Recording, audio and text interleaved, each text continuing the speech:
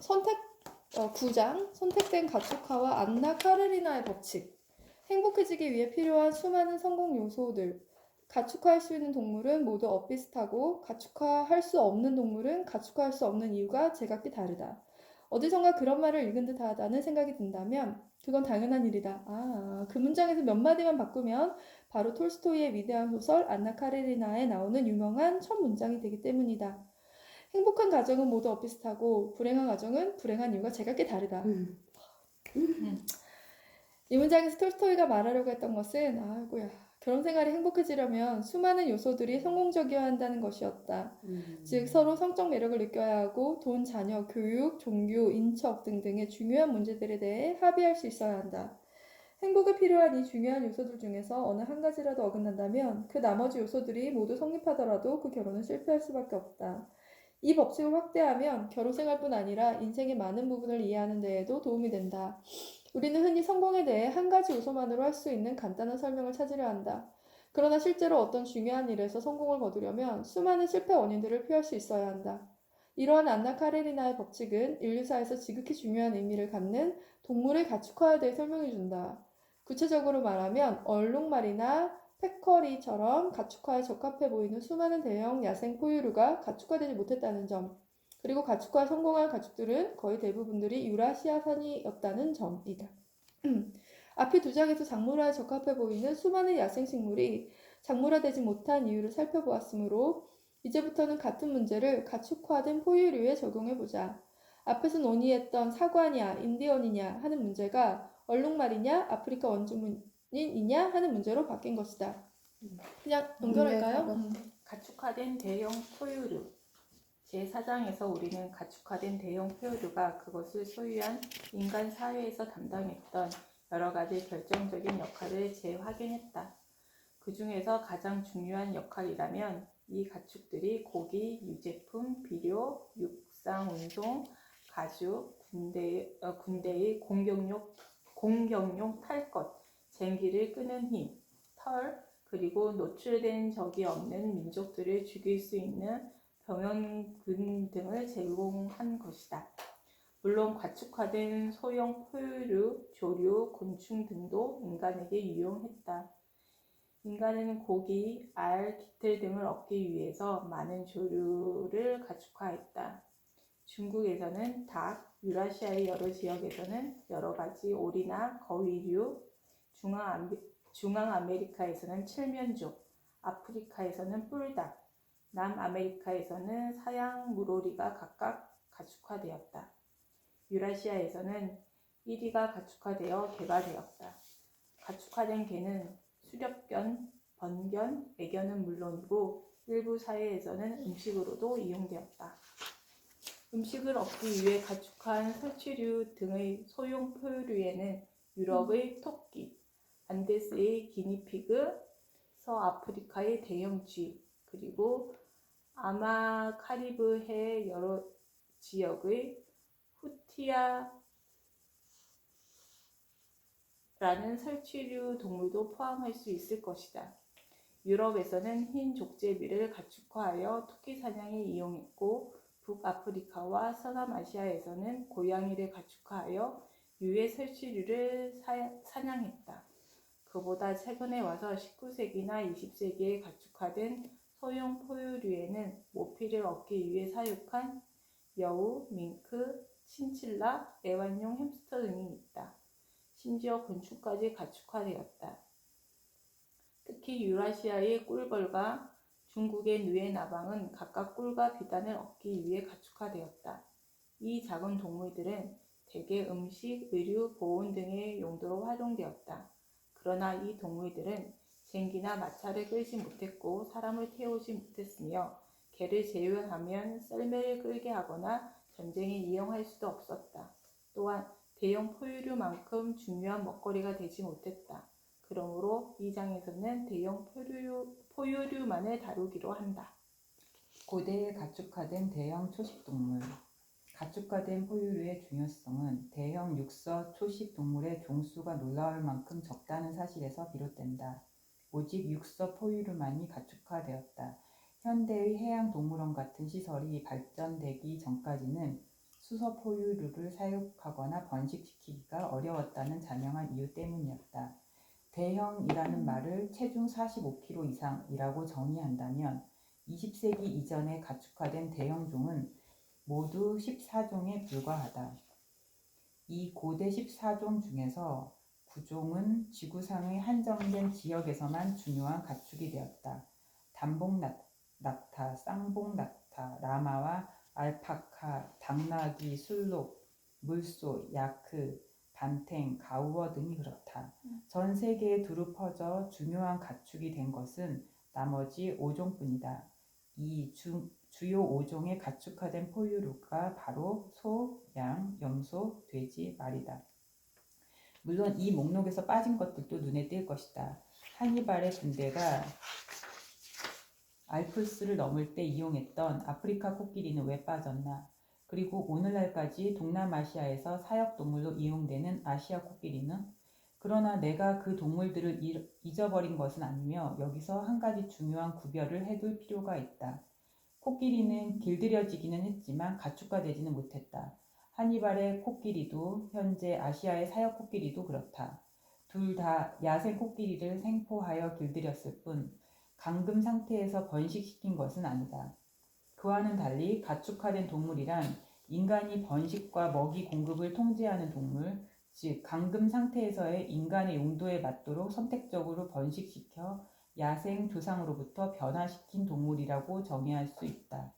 가축화에는 야생 동물을 인간에게 더 유용한 동물로 개량하는 과정이 포함되어야 한다. 진정한 가축은 여러 면에서 그 야생 조상과는 다르다. 차이점은 두 가지 과정을 통해 만들어진다. 첫째로 동일한 종의 동물 중에서도 다른 개체보다 인간에게 더 유용한 개체를 선택하는 인위 선택. 둘째로 인위적인 환경은 야생 환경과 판이하게 다르므로 자연 선택의 효력도 다르게 작용하며 이에 대해 동물들이 자동적으로 나타내는 진화적 반응이 있다. 우리는 그 같은 내용이 식물의 작물화에도 적용된다는 것을 제7장에서 이미 확인한 바 있다. 가축화된 동물이 그 야생 조상으로부터 분기되는 방식은 다음과 같다. 우선 크기가 달라진 종들이 많다. 소, 돼지, 양 등은 가축화 과정에서 더 작아졌으며 기니피그는 더 커졌다. 양이나 알파카의 경우에는 속털은 보존하되 뻣뻣한 겉털은 줄이거나 없애는 방향으로 선택되었고 소는 젖의 양을 늘리는 방향으로 선택되었다. 가축화된 동물들은 더러 두뇌가 작아지고 감각기관이 덜 발달되기도 했다. 야생 포식자들로부터 도망쳐야 했던 조상들과는 달리 큰 두뇌나 발달된 감각기관이 필요 없어졌기 때문이다. 가축화 과정에서 생긴 변화를 제대로 이해하기 위해 가축화된 개의 야생 조상인 이리와 수많은 개의 품종들을 비교해보자. 그레이트 데인 같은 개들은 이리보다 훨씬 크고 패키니즈 같은 개들은 훨씬 작다. 또 그레이하운드 같은 개들은 날씬해서 경주에 알맞은 체격이고 닥스훈트 같은 개들은 다리가 짧아서 경주에는 전혀 쓸모가 없다. 개들은 털의 모양이나 색도 서로 다르고 어떤 개들은 아예 털이 없어졌다. 폴리네시아와 아스텍인들은 먹기 위해 기르는 품종도 개발했다. 이러한 사실을 전혀 모르는 사람이 닥스훈트와 이리를 비교해 본다면 전자가 후자에서 파생되었다고는 짐작조차 할 수 없을 것이다. 고대의 대형 포유류 14종이 유라시아에 집중된 이유. 고대 14종의 야생 조상들은 지구상에 고르게 분포되어 있지 않았다. 남아메리카에는 1종밖에 없었다. 그 조상 동물에서 나온 것이 라마와 알파카다. 북아메리카, 오스트레일리아, 사하라 이남 아프리카에는 단 1종도 없었다. 특히 사하라 이남 아프리카에 가축화된 토종 포유류가 없었다는 것은 놀라운 사실이다. 오늘날 많은 관광객이 아프리카를 찾는 이유가 그곳의 야생 포유류가 풍부하고 다양하기 때문인데 말이다. 그와 대조적으로 고대 14종 중에서 13종, 여기에는 주요 5종이 모두 포함됨에 야생 조상은 모두 유라시아에 국한되어 있었다. 여기서도 그렇지만 이 책의 다른 부분에서도 유라시아라는 용어에 북아프리카를 포함시킨 경우가 덜어 있다. 북아프리카는 생태 지리학적으로도 그렇거니와 인류 문화의 많은 측면에서도 사하라 이남 아프리카보다는 유라시아에 더 가깝기 때문이다. 물론 이 13종의 야생 조상들이 모두 유라시아 전역에 존재했던 것은 아니다. 13종이 모두 있었던 지역은 한 군데도 없고 어떤 야생 조상은 매우 국지적이었다. 가령 야크는 티베트와 인근 고지대에서만 야생 상태로 분포했다. 그러나 유라시아의 많은 지역에서는 이 13종 중에서 꽤 여러 종이 한 지역 안에서 함께 살았다. 예를 들면 서남아시아에는 7종의 야생 조상이 공존했다. 이렇게 야생 조상종이 대륙마다 매우 고르게 분포되어 있었다는 사실은 다른 대륙이 아니라 유라시아 사람들이 총기, 병원균, 쇠를 갖게 된 중요한 한 가지 요인이기도 했다. 그렇다면 고대 14종이 유라시아에 집중된 이유는 어떻게 설명해야 할까? 우선 한 가지 이유는 간단하다. 유라시아에는 가축화된 종의 조상이든 아니든 간에 대형 야생 육서 포유류의 종수가 가장 많았다. 일단 가축화 후보종이라면 평균 45kg이 넘는 초식성 또는 잡식성의 육서 포유류가 모두 포함된다고 정의해보자. 도표 9-1을 보면 후보종 수는 유라시아에 가장 많아서 자그마치 72종이나 된다. 이곳은 다른 여러 부류의 동식물도 가장 다양한 편이다. 그것은 유라시아가 세계에서 가장 넓은 땅덩어리이기 때문이다. 또한 생태학적으로도 매우 다양해서 광활한 열대우림은 물론 온대림, 사막, 소택지 그리고 역시 광활한 툰드라 지대에 이르는 각양각색의 생식지가 있기 때문이다. 사하라 이남 아프리카에는 그보다 적은 51종의 후보종이 있다. 다른 부류의 동식물들도 역시 유라시아보다는 다양하지 않은 편이다. 유라시아보다 면적도 좁고 생태학적으로도 덜 다양하기 때문이다. 아프리카의 열대우림은 동남아시아보다 적다. 남북이 37도 바깥에는 온대성 생식지가 전혀 없다.